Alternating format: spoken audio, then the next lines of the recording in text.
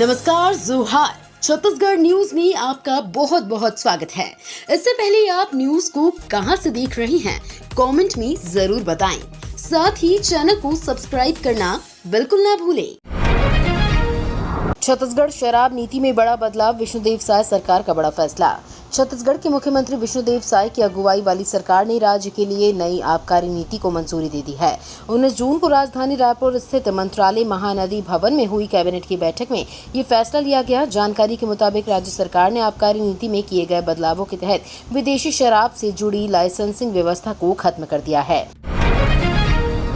छत्तीसगढ़ में आयुष्मान कार्ड बनाने की प्रक्रिया शुरू। छत्तीसगढ़ के बलौदा बाजार में आयुष्मान भारत प्रधानमंत्री जन आरोग्य योजना के तहत जिले की ग्राम पंचायत स्तर पर विशेष शिविर लगाकर आयुष्मान कार्ड निःशुल्क बनाए जा रहे हैं।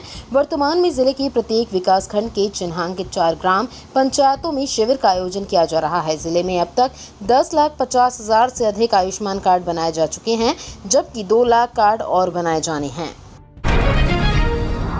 आंध्र और छत्तीसगढ़ ने नई राजधानियों के लिए केंद्र सरकार से की मांग। आंध्र प्रदेश और छत्तीसगढ़ ने शनिवार को नई राज्य राजधानियों के विकास के लिए सरकार से सहायता मांगी है। वहीं तमिलनाडु, हरियाणा और ओडिशा जैसे अन्य राज्यों ने परियोजना विशिष्ट समर्थन की मांग की है। केरल ने नकदी संकट से निपटने के लिए 24,000 करोड़ रुपए के विशेष पैकेज की मांग की है।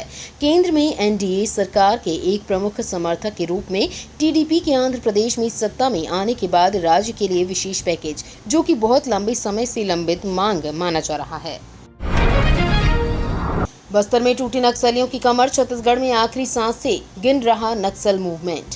बस्तर में बीते 4 दशक से काबिज नक्सल संगठन में अब आर्थिक संकट के बादल मंडराने लगे हैं। संगठन द्वारा बस्तर से करोड़ों रुपए के लेवी वसूली करने की खबरें आती रही हैं, लेकिन बीते कुछ सालों में नक्सल प्रभावित इलाकों में बढ़ रहे सुरक्षा बलों की ठसक से नक्सलियों का दायरा घटा और सुख सुविधाओं पर रोक लग गई है। इस दौरान सुरक्षा बलों के द्वारा जंगल झाड़ियों का सर्चिंग करते हुए आगे बढ़ रहे थे कि शाम को ग्राम कोराजगुड़ा के जंगल में नक्सलियों द्वारा सुरक्षा बलों की गतिविधियों को देखकर जंगल पहाड़ी का आड़ लेकर भागने में सफल हुए। भूपेश सरकार का नवाचार आयोग होगा बंद, साय सरकार की सुशासन एवं अभिकरण में किया जाएगा मर्ज। छत्तीसगढ़ में भूपेश सरकार की सबसे महत्वाकांक्षी राज्य नवाचार आयोग बंद होगा। इसे साय सरकार की ओर से नए विभाग सुशासन एवं अभिकरण में मर्ज किया जाएगा। वित्त विभाग को अनुमति के लिए प्रस्ताव भेजा गया है, जहां से मंजूरी मिलते ही आयोग को बंद कर दिया जाएगा। कांग्रेस सरकार के बदलते ही 5 जनवरी 2024 को विवेक ढांड ने इस्तीफा दे दिया था। इसके बाद से आयोग में काम ठप हो गया था। सचिव आर.के. सिंह का कार्यकाल भी 21 जून को खत्म हो गया। पंजाब से छत्तीसगढ़ तक के लिए हफ्ते में 2 बार चलेंगी स्पेशल ट्रेन। भारतीय रेलवे ने पंजाब से छत्तीसगढ़ तक के लिए हफ्ते में 2 बार स्पेशल ट्रेन चलाने का फैसला किया है, जो दिल्ली और छत्तीसगढ़ की राजधानी रायपुर होते हुए अमृतसर से बिलासपुर तक दोनों शहरों के बीच 5 चक्कर लगाएगी। अनुमान है कि इस ट्रेन से 9,000 लोगों को फायदा मिलने वाला है। जानकारी के मुताबिक इस ट्रेन में रिजर्वेशन के साथ ही जनरल कोच की सुविधा भी दी जा रही है। शुरू हुआ शराब पर सियासत, कांग्रेस ने बीजेपी को लिया आड़े हाथ। प्रदेश कांग्रेस अध्यक्ष दीपक बैज ने कहा कि शराबबंदी को लेकर 5 सालों तक हल्ला मचाने वाले भाजपाई बताएं शराबबंदी कब होगी। प्रभावशाली भाजपा नेताओं की अनुशंसा पर अहाते आवंटित किए गए हैं। भाजपा सरकार के राज में शराब की कोचियागिरी शुरू हो गई है। राजनांदगांव एवं प्रदेश के अनेकों स्थानों से खबर आई है कि शराब दुकानों से 200 रुपए प्रति पेटी अतिरिक्त देकर कोचिए गली मोहल्ले में शराब बेच रहे हैं और इनको पूरा सरकार का संरक्षण मिला हुआ है। आवंटित कोल ब्लॉक से खनन में आ रही बाधाओं को दूर करने में छत्तीसगढ़ सरकार करेगी सहयोग। ऊर्जा मंत्री हरलाल नागर ने छत्तीसगढ़ के मुख्यमंत्री विष्णुदेव साय से राजस्थान को आवंटित कोल ब्लॉक्स पारसा ईस्ट और कांता बासन परसा तथा केंते एक्सटेंशन से कोयला खनन में आ रही बाधाओं को दूर करने में आवश्यक सहयोग प्रदान करने का आग्रह किया है। अपने 2 दिवसीय छत्तीसगढ़ प्रवास के पहले दिन नागर ने रायपुर स्थित मुख्यमंत्री निवास पर छत्तीसगढ़ के मुख्यमंत्री से मुलाकात की। इस दौरान साय ने अवगत कराया कि राजस्थान को आवंटित कोल ब्लॉक पीईकेबी के वित्त वर्ष 2025 से 26 से आगामी 6 वर्षों के खनन कार्यों के लिए दी जाने वाली 411 हेक्टेयर वन भूमि के लिए 2 दिन पूर्व ही ग्राम सभा से आवश्यक सहमति प्राप्त हो गई है। नक्सलियों के खिलाफ छत्तीसगढ़ पुलिस को बड़ी कामयाबी। नक्सलियों के खिलाफ छत्तीसगढ़ पुलिस को बड़ी कामयाबी मिली है। पुलिस ने नक्सलियों को पास से जाली नोट छापने वाली मशीन और सैंपल बरामद किया। सुकमा में नक्सल विरोधी अभियान के तहत पहली बार नक्सलियों के पास से 50, 100, 200, 500 के नकली नोट छापने का मशीन मिला है। सुकमा के कोराज गुड़ा के जंगलों में बड़ी मात्रा में ये सामग्री बरामद हुई है।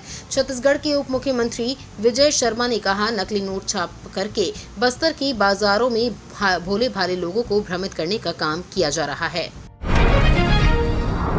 एनसीआर की तर्ज पर छत्तीसगढ़ कैपिटल रीजन का होगा विकास। दिल्ली में मंत्री ओपी चौधरी ने रखा प्रस्ताव। नई दिल्ली में आयोजित बजट पूर्व बैठक में मुख्यमंत्री विष्णुदेव साय की मंशा के अनुरूप छत्तीसगढ़ की विकास योजनाओं के संबंध में वित्त मंत्री ओपी चौधरी ने महत्वपूर्ण सुझाव दिए। उन्होंने राज्यों को विशेष सहायता की राशि, स्टेट कैपिटल रीजन के विकास व राज्य में रेल नेटवर्क के विस्तार सहित राज्य हित के कई महत्वपूर्ण प्रस्ताव व सुझाव रखे। दिल्ली के भारत मंडपम प्रगति मैदान में आयोजित बजट पूर्व बैठक में केंद्रीय वित्त मंत्री निर्मला सीतारमण, केंद्रीय वित्त राज्य मंत्री पंकज चौधरी के साथ ही अन्य राज्यों के वित्त मंत्री उपस्थित थे। छत्तीसगढ़ में वन भैंसों की होगी गिनती। इंद्रवती टाइगर रिजर्व में जियो मैपिंग का किया जाएगा इस्तेमाल। प्रदेश की राजकीय पशु वन भैंसे की संख्या 37 तक सिमट कर रह गई है। इनमें भी 17 वन भैंसे अकेले बीजापुर के इंद्रावती टाइगर रिजर्व में देखे जाने का दावा वन विभाग कर रहा है। इन वन भैंसों की आवाजाही राज्य के अलावा महाराष्ट्र में भी होती है। इनके हैबिटेट व आवाजाही पर नजर रखने जियो मैपिंग जैसी तकनीक का इस्तेमाल करने की कवायद की जा रही है। शुद्ध नस्ल और संख्या पता लगाने की कोशिश छत्तीसगढ़ व महाराष्ट्र की सीमाओं पर इसके शुद्ध नस्ल की पहचान के लिए अब जियो मैपिंग करने की संभावनाओं पर वन विभाग कवायद करने जा रहा है। भारतीय रेलवे ने अमृतसर से छत्तीसगढ़ के लिए शुरू की स्पेशल ट्रेन। भारतीय रेलवे ने दिल्ली और छत्तीसगढ़ की राजधानी रायपुर होते हुए अमृतसर से बिलासपुर तक सप्ताह में 2 बार स्पेशल ट्रेन चलाने का फैसला किया है। ये ट्रेन दोनों शहरों के बीच 5 चक्कर लगाएगी। अनुमान है कि इस ट्रेन से 9000 लोगों को फायदा होगा। इस ट्रेन में रिजर्वेशन के साथ ही जनरल कोच की सुविधा भी दी जा रही है। इस ट्रेन से राजपुर, दुर्ग, राजनांदगांव और डोंगरगढ़ के अलावा अमृतसर, जालंधर, लुधियाना और आसपास के इलाकों के रेल यात्रियों को फायदा होगा। छत्तीसगढ़ के 32 जिलों के लिए झमाझम बारिश का ऑरेंज अलर्ट जारी। छत्तीसगढ़ में भीषण गर्मी के बीच बारिश हुई। बारिश ने लोगों को काफी राहत दी है। मौसम सुहाना बना हुआ है।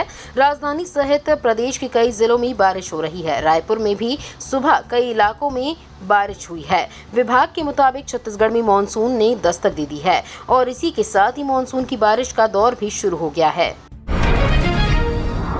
छत्तीसगढ़ में राजस्व के मामले में लोगों की कट रही जेब।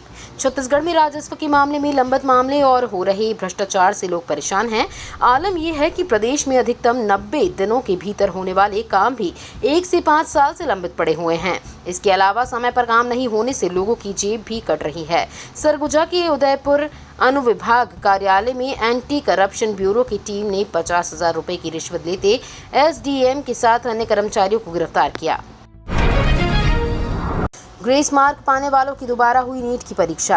एनटीए ने रविवार को 4 राज्यों और 1 केंद्र शासित प्रदेश के 6 केंद्रों पर 1563 उम्मीदवारों के लिए नीट यूजी परीक्षा को दोबारा कंडक्ट किया। एनटीए के मुताबिक 1563 अभ्यर्थियों में से 813 ही परीक्षा देने आए, जबकि 750 छात्रा ने ये परीक्षा छोड़ दी। बता दें कि ग्रेस मार्क पाने वालों के लिए सुप्रीम कोर्ट के आदेश के बाद फिर से परीक्षा कराई गई। ये तो थी आज की बड़ी खबरें। अगर आपको न्यूज़ पसंद आई हो तो वीडियो को लाइक और शेयर करना बिल्कुल ना भूलें। धन्यवाद।